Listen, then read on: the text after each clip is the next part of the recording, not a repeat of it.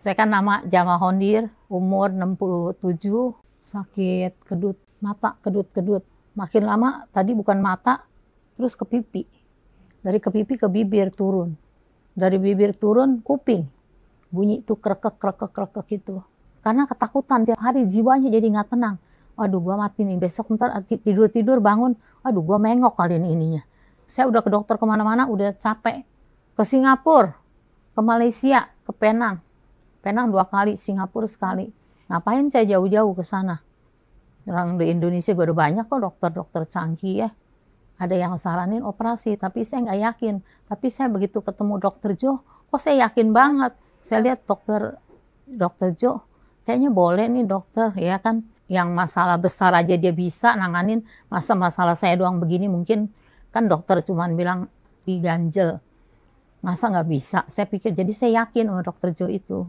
Tapi dokter Jo tenangin saya. Hati saya tenang. Dia bilang hanya 5%. Jadi saya yakin lah, udah saya yakin gitu sama dokter Jo. Tapi saya senang banget, langsung stop mata sama itu. Itu saya senang banget. Pas begitu keluar dari kamar operasi, anak saya lihat, ih udah lu mami udah nggak ini lu, udah nggak goyang lagi. Biasa tidur juga goyang. Setelah udah dioperasi, keluar langsung stop, udah nggak ada keluhan lagi gitu. Saya kan nama Jama Hondir, umur 67, sakit itu saraf 7 ya, nempel di pembuluh darah gitu.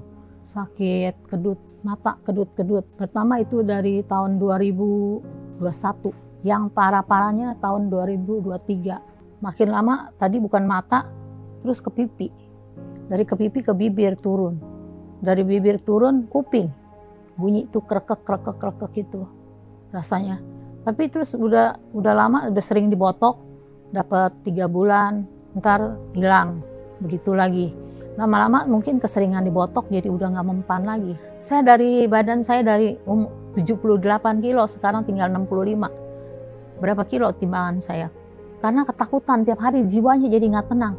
Waduh gua mati nih, besok ntar tidur-tidur bangun, waduh gua mengok kali ini ininya. Jadi tiap hari mainin kaca bukannya so cakep, pengen ngeliat muka. Sampai handphone, sampai apa. Akhirnya udah diurut, udah makan ramuan, udah macem-macem lah. Saya udah pergi ke dokter, saraf, dimana-mana ya. Akupuntur, udah pijit, udah urut, udah apa deh. Gak ketemu dokter. Saya juga sampai 2 tahun itu, sampai saya putus asa. Saya pikir, aduh mati deh ah. Daripada begini, sakit ke dokter ya. Saya bilang setiap kali ke dokter, saya bilang biarin obat, mahal gak apa-apa, yang penting sembuh.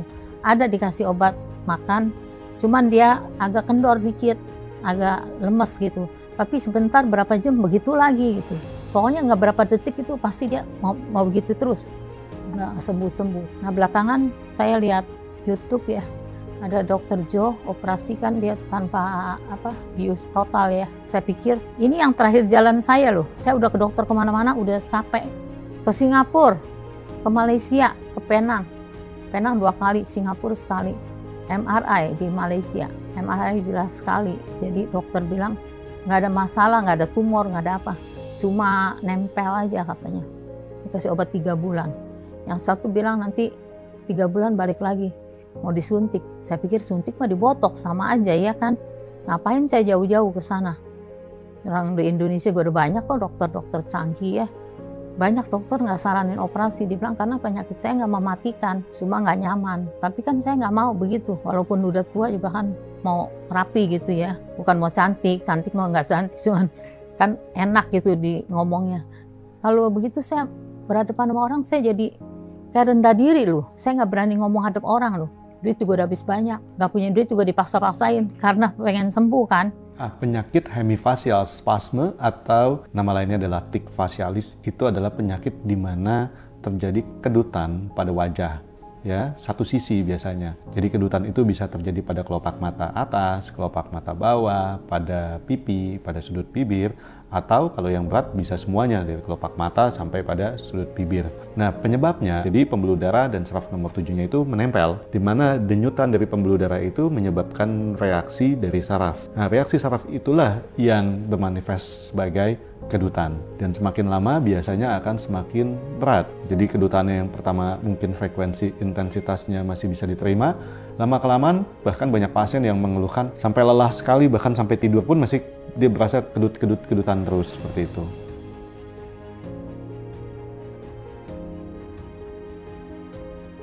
Ada yang saranin operasi, tapi saya nggak yakin. Tapi saya begitu ketemu dokter Jo, kok saya yakin banget. Saya lihat dokter Jo, kayaknya boleh nih dokter, ya kan, yang masalah besar aja dia bisa nanganin, masa masalah saya doang begini, mungkin kan dokter cuman bilang diganjel, masa nggak bisa. Saya pikir, jadi saya yakin sama dokter Jo itu, orangnya baik lagi, ganteng lagi, waduh bikin saya semangat. Aduh, belum operasi, saya sama dokter-dokter lain saya takut. Saya tiap hari kepikiran badan saya sampai turun 12 kilo. Karena apa, saya mikirin penyakit saya nih, aduh gimana ya mata. Tapi dokter Jo tenangin saya, hati saya tenang. Tindakan yang paling efektif untuk hemifacial spasme itu adalah operasi MVD. Pada pasien ini, akhirnya dia setuju untuk dilakukan tindakan MVD.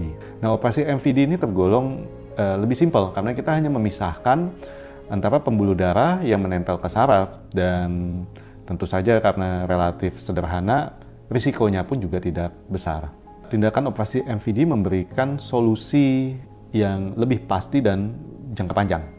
Artinya kalau untuk hemifacial spasme, dengan kita melepaskan tekanan pembuluh darah itu, maka pembuluh sarafnya itu tidak akan mengalami iritasi lagi, sehingga bisa terbebas dari keluhannya, dan itu sifatnya jangka panjang. Udah di operasi, tapi saya senang banget, langsung stop mata sama itu saya senang banget. Pas begitu keluar dari kamar operasi, anak saya lihat, ih udah lu mami udah nggak goyang lagi, biasa tidur juga goyang. Cucu saya juga bilang, ama tidur pipi ama goyang lu mah, masa sih gitu. Kenapa saya suka dokter Jo-nya, orangnya juga baik ya, rumah sakit di sini perawatnya juga baik-baik, bagus-bagus ya pelayanannya ya. Nah di situ saya terima kasih Pak Tuhan, saya bisa ketemu dokter Jo sampai hari ini.